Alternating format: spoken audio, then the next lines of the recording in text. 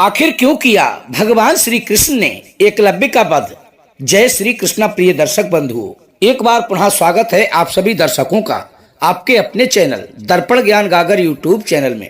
प्रिय सज्जनों, आज हम आपको बताने वाले हैं कि एकलव्य और भगवान श्री कृष्ण के बीच में क्या शत्रुता थी जो कि उन्होंने उसका वध किया। प्रिय सज्जनों, एकलव्य को महाभारत के पात्रों में से एक माना जाता है। मान्यताओं के अनुसार एकलव्य एक हिरण्यधनु नाम के निषाद का पुत्र था, जिसके कारण गुरु द्रोणाचार्य ने उसे धनुर्विद्या देने से मना कर दिया था। माना जाता है कि इसके बाद एकलव्य ने अपने हाथों से गुरु द्रोणाचार्य की एक मूर्ति बनाकर उसे ही अपना गुरु मानकर उसी मूर्ति के समक्ष धनुर्विद्या का अभ्यास करने लगे थे और इस प्रकार से धीरे धीरे वो धनुर्विद्या में निपुण हो गया था। प्रिय सज्जनों, एकलव्य वो नाम है जिसे धनुर्विद्या में महारत हासिल थी। प्रिय सज्जनों, क्या आप इस बात के लिए जानते हैं भगवान श्री कृष्ण ने एकलव्य का वध क्यों किया?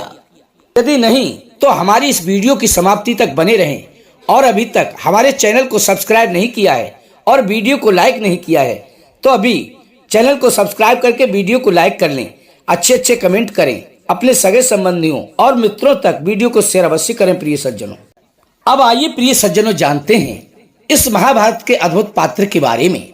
महाभारत काल में प्रयाग के तटवर्ती प्रदेश सिदूर तक फैला सिंहबेरपुर राज्य एकलव्य के पिता हिरण्यधनु का था। गंगा के तट पर स्थित सिंहबेरपुर की सुदृढ़ राजधानी थी। उस समय राज्य की शक्ति मगध, हस्तिनापुर, मथुरा, चेदी और चिंदेरी आदि बड़े राज्यों के समक्ष थी। निषाद हिरण्यधनु और उनके सेनापति गिरवीर की वीरता बहुत ही विख्यात थी। निषाद राज हिरण्यधनु और रानी सुलेखा स्नेह आंचल से जनता सुखी व संपन्न थी। राजा अपने राज्य का अंचलन अपने प्रिय मंत्री की सहायता से करता था। निषाद राज हिरण्यधनु को रानी सुलेखा के द्वारा एक पुत्र की प्राप्ति हुई जिसका नाम अभिधनु था, लेकिन प्यार से लोग उसे अभय के नाम से बुलाते थे। अब धीरे धीरे वो बच्चा बड़ा होने लगा। जब वह बच्चा 5 वर्ष का हो गया तो उसकी शिक्षा की व्यवस्था अपने ही राज्य के एक गुरुकुलम में की गई। बाल्यकाल से ही अस्त्र शस्त्र की विद्या में उस बालक की लगन और एक निष्ठता को देखते हुए उसके गुरु ने इस बालक का नाम एकलव्य रख दिया। प्रिय सज्जनों, एकलव्य के युवा होने पर उसका विवाह उसके पिता हिरण्यधनु ने अपने एक निषाद मित्र की कन्या सुनीता से करा दिया। प्रिय सज्जनों, एकलव्य तो धनुर्विद्या की उच्च शिक्षा प्राप्त करना चाहता था। उस समय धनुर्विद्या में गुरु द्रोण की ख्याति बहुत दूर दूर तक फैली हुई थी, लेकिन वे तो केवल क्षत्रिय, ब्राह्मणों व उच्च कुल के बालकों को ही शिक्षा प्रदान किया करते थे। इसके साथ साथ वे शूद्रों को शिक्षा देने के बहुत ही कट्टर विरोधी थे। महाराज हिरण्यधनु ने अपने पुत्र एकलव्य को बहुत समझाया कि गुरु द्रोण तुम्हें धनुर्विद्या की शिक्षा नहीं देंगे, परंतु एकलव्य ने अपने पिता की बात को नहीं माना। प्रिय सज्जनों, उसके मन में ये चल रहा था कि गुरु द्रोणाचार्य उसकी धनुर्विद्या से प्रभावित होकर उसे स्वयं ही अपना शिष्य बना लेंगे। लेकिन प्रिय सज्जनों, एकलव्य का ये सोचना बिल्कुल सही नहीं था। जब एकलव्य धनुर्विद्या की शिक्षा प्राप्त करने के लक्ष्य से गुरु द्रोणाचार्य के पास पहुंचे तो उन्होंने उसे धुतकार कर अपने आश्रम से भगा दिया। लेकिन प्रिय सज्जनों, एकलव्य तो हार मानने वालों में से नहीं था और बिना शस्त्र शिक्षा प्राप्त किए वो घर लौटना नहीं चाहता था। इसलिए एकलव्य ने वन में ही गुरु द्रोणाचार्य की एक प्रतिमा बनाई और धनुर्विद्या का अभ्यास करने लगा और बहुत ही कम समय में एकलव्य ने धनुर्विद्या में निपुणता प्राप्त कर ली।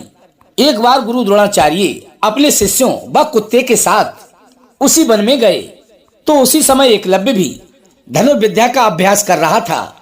एकलव्य अपनी ध्यान मुद्रा में बैठा हुआ था, लेकिन एक कुत्ते के भौंकने की आवाज को सुनकर के उसकी ध्यान मुद्रा भंग हो रही थी और वो कुत्ता एकलव्य को देखकर बहुत ही जोर जोर से भौंकने लगा था। इसलिए उस कुत्ते के भौंकने से एकलव्य की साधना में बाधा पड़ रही थी, जिसके कारण एकलव्य ध्यान नहीं कर पा रहा था। तत्पश्चात एकलव्य ने तुरंत ही धनुष उठाया और उस कुत्ते पर शब्द भेदी बाण का प्रयोग कर दिया।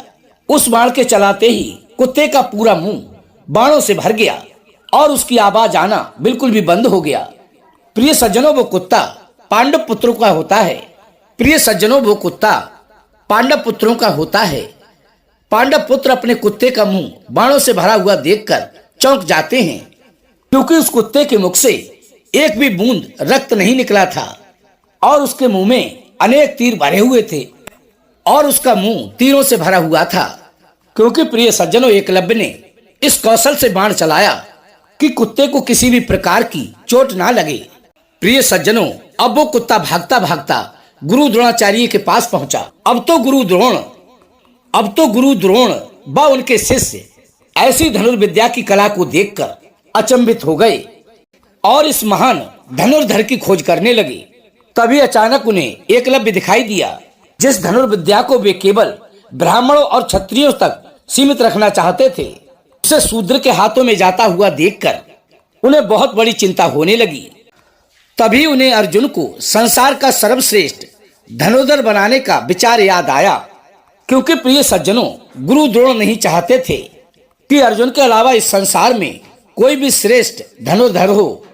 दूसरा ये कि उन्होंने भीष्म पितामह को इस बात का वचन दिया था कि मैं कौरव पुत्रों के अलावा किसी को भी शिक्षा नहीं दूंगा।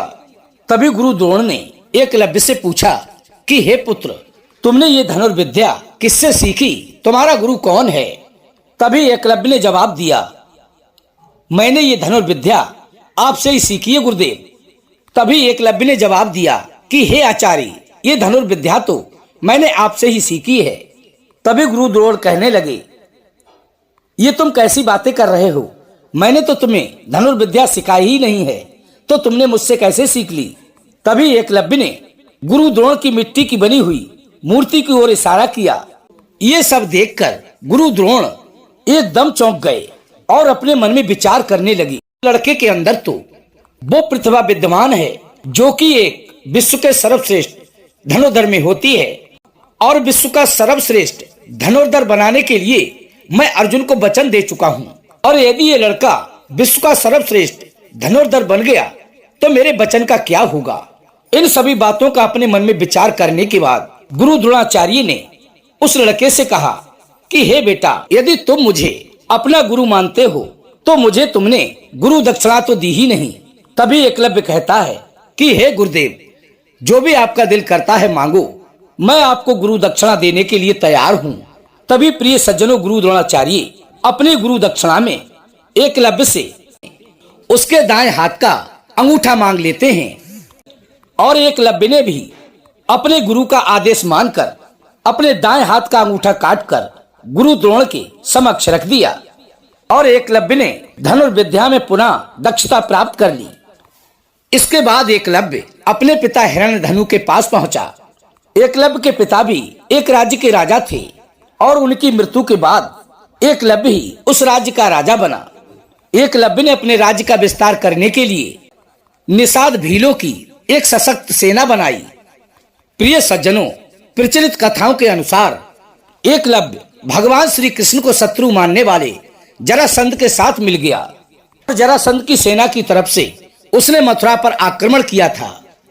एकलव्य ने यादव सेना के अधिकतर महारथियों को मारा था। जब ये सूचना भगवान श्री कृष्ण के पास पहुंची तो वे तुरंत ही युद्ध भूमि में लड़ने के लिए आ गए, क्योंकि भगवान श्री कृष्ण जानते थे यदि एकलव्य को नहीं मारा गया तो महाभारत युद्ध में वो कौरवों की ओर से लड़ेगा, जिससे पांडवों की परेशानी बहुत अधिक बढ़ सकती है।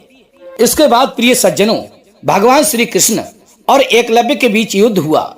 उसी दौरान एकलव्य भगवान श्री कृष्ण के हाथों मारा गया था।